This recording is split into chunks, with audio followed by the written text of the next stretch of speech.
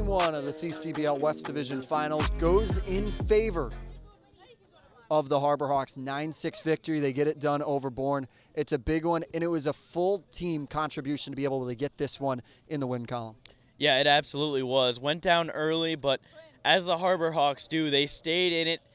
They didn't get down when they gave up a couple home runs there, and actually it was 3 home runs, and it was very impressive to see them just start that comeback. They started to get to the starting pitcher, Smith, in the 5th inning, and they just didn't let up. They were base hit after base hit. Trey Lipsy with the big home run, and after that, the bullpen really just shut it down. Trey Lipsy is writing himself a story in the postseason, continuously contributing in big spots. That home run ultimately swings the pendulum all the way to the Harbor Hawks side. Trey is a no-doubter guy and continuing to be a great guy in this postseason.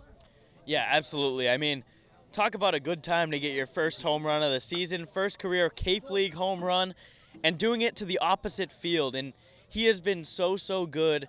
You know, started off the season a little bit rocky, but got going pretty quickly, ended up earning the All-Star bid, broke the record for most hit by pitches in a season in Cape Cod League history, and he's done everything. He's a great defensive player. He can now hit for power. He can hit for contact, and he gets on base, and he can run. So he's the type of guy that, you know, he's the unsung hero type of guy that you need on a championship-level team. Then, if you haven't talked about Dennis Colleran, I would be doing an injustice of talking about a post-game recap. 98 miles an hour he was sitting in that relief, and it is without a doubt. He came in, slammed the door closed, even if it was left ajar a little bit. He made sure that the Hawks were in a position to be able to close this one out in a big spot. Oh, yeah, what a massive performance by Colleran. He came in, and from the beginning, even in his warm-ups, he was sitting 95, 96. He was absolutely juiced up to be in this game. He came in, threw strikes, and overall just dominated. And it was also huge that he could pick up the last 2 innings just so you could keep some of the bigger bullpen guys rested. You know, Cross Sibley was warming up at one point. Nice that maybe you can use him tomorrow instead. So very big performance by Dennis Colleran, turning in probably his best performance of the season in the playoffs. Once again, Game 1 goes in favor of these Harbor Hawks. How big is that to have that first game pocketed, that no matter what happens at Doran Park, you have an opportunity to try and push forward again? Oh, I mean, in a best-of-3 series, it's absolutely huge. I mean, Game 1 is arguably the most important game. You saw what it did for them last game against Falmouth, or last series against Falmouth. You win Game 1 easily.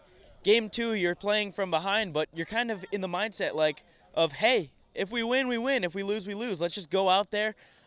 We know that we're guaranteed another game. They can have that same mindset now in Game 2 against Bourne, that kind of putting the pressure all on Bourne. All the pressure is on Bourne, but some of the pressure still sits on Eric Beatty, who understands the job's not done, and Skipper himself is standing by with our own Brea Lassek. From McKeon Park, I'm Brea Lassek alongside manager Eric Beatty. Coach, a huge win in Game 1 of the West Division Finals against a very familiar opponent. You win 9-6. How big is this to win the first game, especially with home field advantage? Well, the first thing I want to bring up is it's good to finally talk to you after a win, because you usually get me after a tough loss. I always go with the whole 0-0 mentality, but winning Game 1 of a best 2 out of 3 is huge. I mean, that's a really good team over there. The starting pitcher was tough on us. But winning that first game puts a lot of pressure on the other team, and it can help keep us loose tomorrow. You put up 5 runs in the 5th inning. Take me through that.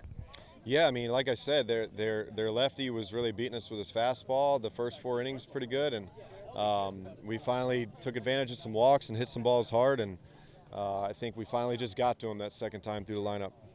Like you said, you finally got to him. It seems like sometimes it takes the offense a little bit to come through, but the Hawks have been coming back so much lately. What can you say about this team's resilience? Yeah, they stay loose. When we might go down, but I feel like this team never thinks they're ever out of a game.